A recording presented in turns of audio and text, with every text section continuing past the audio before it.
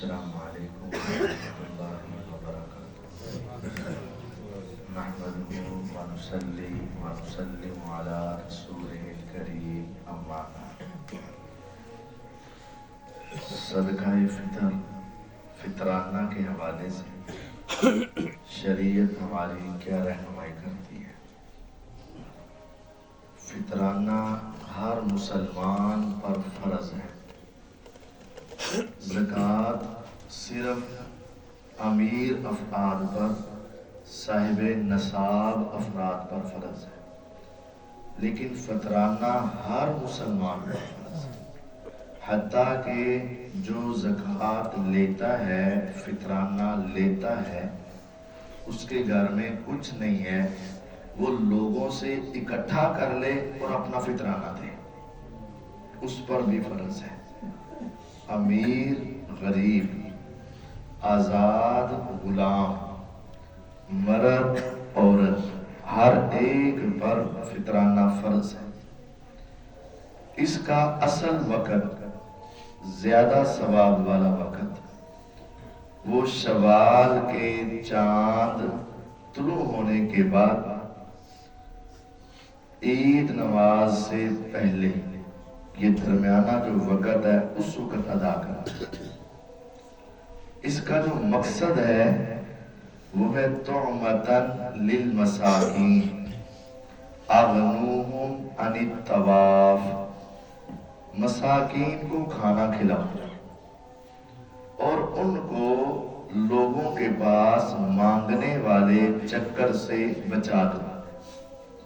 جس کے پاس کچھ نہیں ہوگا کھانے کو، وہ لوگوں کے سامنے ہاتھ پھیلائے گا، تم چاند رات کو ان تک کھانا پہنچا دو تاکہ وہ عید والے دن کسی سے نہ مانگے، تاکہ عید والے دن وہ اپنے بیوی بچوں میں گھر میں بیٹھ کر آرام سے کھا سکے، تاکہ عید والے دن اگر اس کے گھر مہمان بھی آئیں تو اس کو پریشانی نہ ہو۔ اس کا اصل مقصد یہ ہے، طعمةً للمساکین، مساکین کو کھلانا ہے۔ تو جب کھلانا مقصود ہے تو پھر بہتر یہی ہے کہ اناج دیا جائے۔ مقصود عام تعاون نہیں ہے، وہ زکوٰۃ ہے، وہ صدقہ و خیرات ہے، وہ عام کام ہے، لیکن ساری ضروریات میں سب سے بڑی جو ٹینشن ہوتی ہے وہ انسان کو کھانے کی ہوتی ہے۔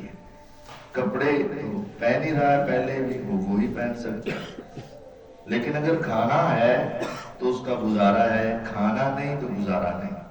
تو اس لیے بہتر ہے کہ اناج دیا جائے، لیکن اگر وہ مسکین خود کہہ دے کہ مجھے اناج کی ضرورت نہیں، وہ میرے پاس ہے، اب مجھے اس چیز کی ضرورت ہے، اب مجھے یہ دے دیں، تو تب آپ دوسری چیز بھی دے سکتے ہیں۔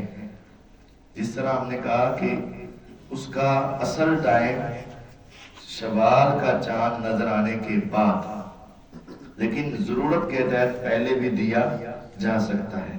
اسی طرح اصل چیز اناج، لیکن ضرورت کے تحت پیسے بھی دیے جا سکتے۔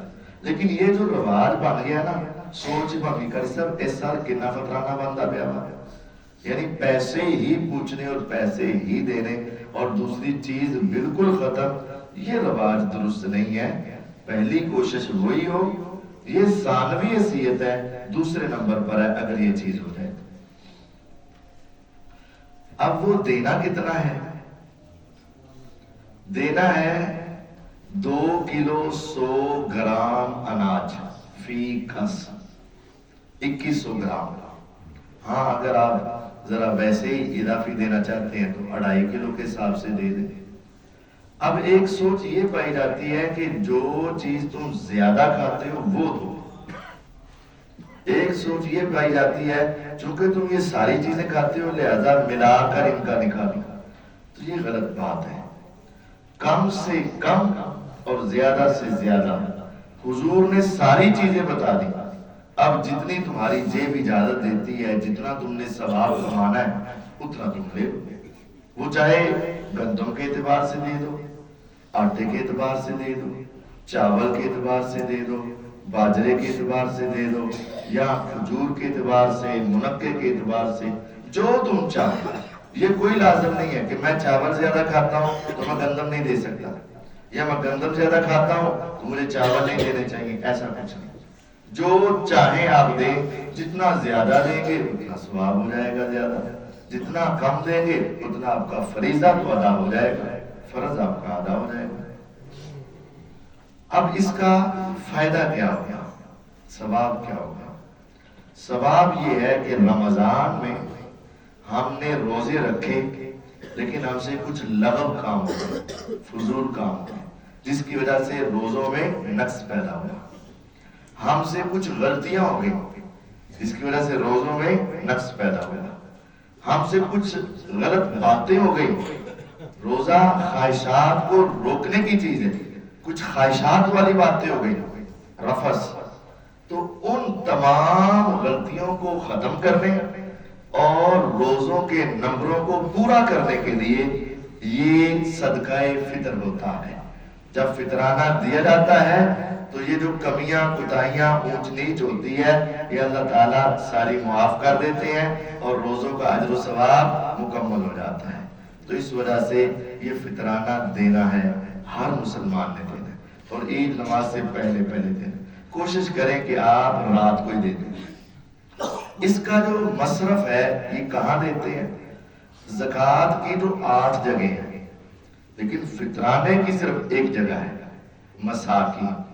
मिस्कीन वो है कि जिसके पास एक टाइम का खाना है और दूसरे टाइम का नहीं है, वो मिस्कीन है। तो मसाकीन को ये देना है।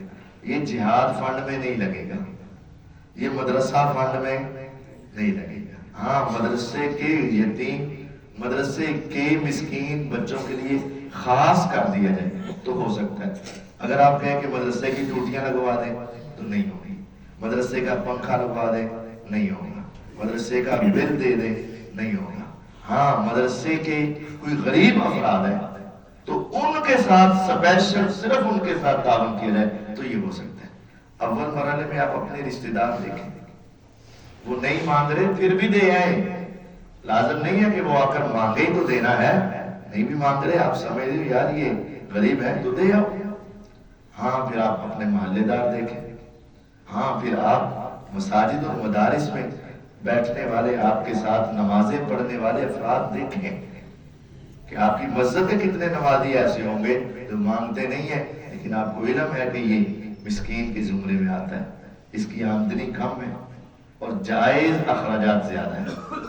बस औकात एक शख्स के जायज अखराजात ही थोड़े हैं, मसलन उसके अखराजात हैं जायज 30,000 और वो कमा रहा है 30,000, ठीक है, ये तो मिस्कीन नहीं है, उसके अखराजात पूरे हो रहे हैं। एक आदमी कमा रहा है 70,000, लेकिन उस बेचारे के बच्चे, उसका मकान किराए का, माहौल ऐसा, जो जायज अखराजात है वो 70 में भी पूरे नहीं हो रहे। हो सकता है ना? तो ये नहीं देखना ये कमाता कितने हैं, देखना है कि उसकी जायज जरूरियात क्या है। एक शख्स अकेला है, उसकी बीवी है, उसका बच्चा है, मकान अपना है और दाने वगैरह पिंडों आ जाते हैं तो 30,000 के साथ उसका गुजारा हो जाएगा। और एक शख्स उसके 7-8 बच्चे हैं, मकान किराए का है और उसकी 40,000 भी तनख्वाह हो और उसका वो गुजारा करना क्या हो जाएगा, मुश्किल हो जाएगा। तो ये जिसका गुजारा मुश्किल हो रहा है वो मिस्कीन है। जायज अखराजात, ये लफ्ज मैं बार बार बोल रहा हूँ कि कौन से अखराजात जायज। वैसे तो कभी भी किसी ने भी नहीं पूरे होते, भावे तुम 10 लाख कमाने वाले वो भी कहते यार बस कुछ नहीं की करिए, हालात बड़े खराब है। तो जायज अखराजात जो है ना, जिसके पूरे नहीं हो रहे उसको ये फितराना देना चाहिए। ईद नमाज पढ़ना सब मुसलमानों पर फर्ज है, हत्ता कि वो औरतें जिन्होंने नमाज नहीं भी पढ़नी वो भी ईदगाह में जाएंगे, ईदगाह में जाएंगे, वो दुआ में शामिल हो जाएंगे। हाँ, कोई ऐसा बीमार है जिससे नहीं जाया जाता तो अल्लाह ताला माफ करने वाला है, लेकिन बिला वजह ही घर में बैठे रहना और नहीं मेरे को टाइम नहीं है, मेरा नहीं दिल करता, तो ये बहुत बड़ा गुनाह, बहुत बड़ा गुनाह। ईद नमाज पढ़ते वक्त जाने से पहले खजूरें ताक अदद में खाना मसनून है, چھوٹی عید عید الفطر میں جاتے وقت تاک کھجوریں کھا کر جانا، 1 3 5 7 یہ مسنون ہے، لیکن اگر کوئی جفت بھی کھا لے گا تو گناہ نہیں ہے۔ کھجوروں کے علاوہ کوئی اور چیز بھی کھا لیں گے تو گناہ نہیں ہے، کچھ بھی نہیں کھایا چلے گے، گناہ نہیں ہے۔ لیکن اگر آپ زیادہ ثواب لینا چاہتے ہیں تو مسنون عمل اپنائیں، تاک عدد کھجوریں کھائیں، اور جاتے ہوئے اللہ تعالیٰ کی تعریف، تسبیح، تحمید، سبحان اللہ والحمدللہ ولا الہ الا اللہ واللہ اکبر، اللہ اکبر کبیرا والحمدللہ کثیرا وسبحان اللہ بکرۃ واصیلا، یہ کلمات پڑھتے رہیے اور اپنی زبان پہ جاری رکھ کے سارے گھر والے عید نماز کے لیے جائیں، عید نماز ادا کریں، اس کے بعد خطبہ سنیں، دعا کے اندر شرکت کریں، اور پھر واپسی پر راستہ تبدیل کریں، کوشش کریں واپسی پر راستہ تبدیل کریں۔ واپسی پر راستہ تبدیل کیوں کرنا ہے؟ پہلی بات یہ ہے کہ ہمارے پیغمبر علیہ السلام کی سنت ہے، بات ختم، انہوں نے ایسے کیا، ہم کریں۔ دوسرا یہ ہے کہ زیادہ افراد تمہیں وہاں مل جائیں گے راستے میں تو زیادہ سے ملاقات ہو جائے گی تمہاری۔ تیسرا یہ بھی ہے کہ انسان ایک چیز کو دیکھے اور اسی کو بار بار دیکھے تو انسان اتنا فریش نہیں ہوتا، جب مختلف چیزیں بار بار دیکھے تو فریش ہو جاتا ہے، تو آتے ہوئے اور منظر دیکھ رہا ہے، جاتے ہوئے اور منظر دیکھ رہا ہے، فریش ہو رہا ہے۔ اور پھر جب آپ عید نماز کے لیے وہاں جائیں تو عید نماز سے پہلے یا بعد میں گلے ملنا یہ کوئی ضروری نہیں ہے، گلے ملنا یہ کوئی ضروری نہیں ہے، یہ کوئی عید نماز کا حصہ نہیں ہے، کوئی دن والی یہ کوئی ضروری نہیں ہے۔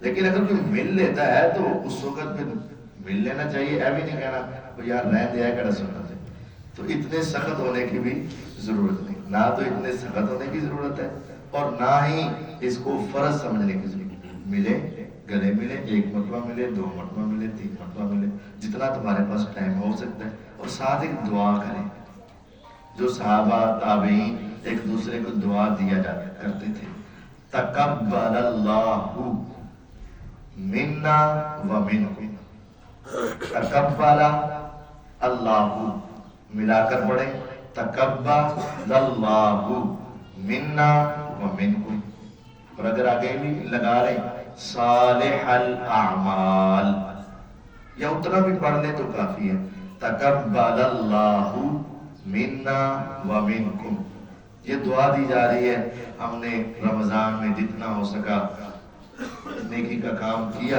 عبادت کی، اللہ ہماری بھی نیکیاں قبول کرے اور تمہاری بھی نیکیاں قبول کرے، تقبل اللہ منا و منکم۔ عید نماز پڑھ کے آپ گھر میں جائیں تو سوئیں بھی، یہ سونا بھی ایک حضور کی عادی سنت ہے، یہ خوشی۔ میرے پیغمبر علیہ السلام عید والے دن سوتے، بعض لوگ کہتے ہیں عید والے دن بھی سونا ہے، تو حضور بھی عید والے دن سوئے تھے، اب تو تسی نہیں جائیں گے، رات کی پتہ دیا تھا نہیں نہ ہوئے آ جا کے ہمارا حضور روزانہ رات جاگتے تھے، لیکن آپ خوش رہیں بچوں کے ساتھ، گھر والوں کے ساتھ، کبھی کوتاہی ہو بھی جائے نا تو اس دن ذرا اپنا جو بلڈ پریشر ہے وہ ذرا کنٹرول رکھیں۔ یہ میں صحیح بات کہہ رہا ہوں، کچھ ایسے ہو جاتے ہیں معاملے، اور ہمارے گھروں میں نا اس دن بھی سختی والا معاملہ ہو جاتا ہے، بچوں سے ناراض، بیویوں سے ناراض، عورتوں سے ناراض، بھائیوں سے ناراض، کوئی ایک دن تو ذرا چہرے کو ذرا فریش رہنے دو، 24 گھنٹے یار وقت ہی ہے۔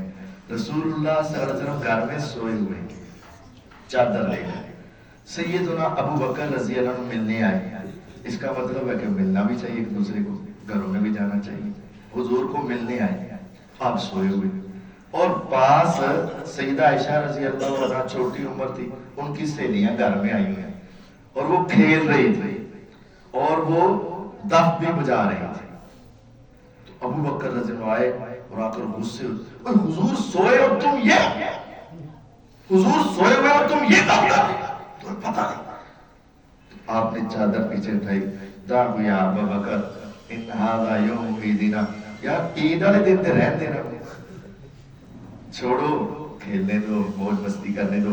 شریعت کے دائرے میں رہ کر خوشی کرنا بھی سنت ہے، شریعت کے دائرے میں رہ کر خوش ہونا بھی سنت ہے. چھوڑو ان کو ذرا خوشی منانے دو، یہ ہماری عید کا دن ہے. تو عید والے دن گھروں میں خوشیاں بانٹے، میرا مطلب ہے عیدی دینا جائز ہے، خوشیاں ہیں. ہاں بچوں کو ویسے سمجھاؤ کہ خراب چیزیں نہ لیں، اپنی صحت کا خیال رکھیں، لیکن ان بچوں کو خوش کرنا چاہیے، بڑوں کو بھی خوش کرنا چاہیے. مطلب والدین کو بھی عید دینی چاہیے. جب اولاد جوان ہو جائے تو اس کا پھر کام ہے وہ بڑوں کو بھی عید دے، والدین کو بھی عید دے. ہاں چھوٹوں کو بھی دے. سب کا خیال رکھیں، بہنوں کا خیال رکھیں، بھائیوں کا خیال رکھیں، گھر والوں کا خیال رکھیں. جتنا ہو سکے اپنے گھروں میں خوشیاں بانٹیں. اللہ تعالیٰ آپ کو ہمیشہ خوشیاں عطا فرمائے، آسانیاں عطا فرمائے.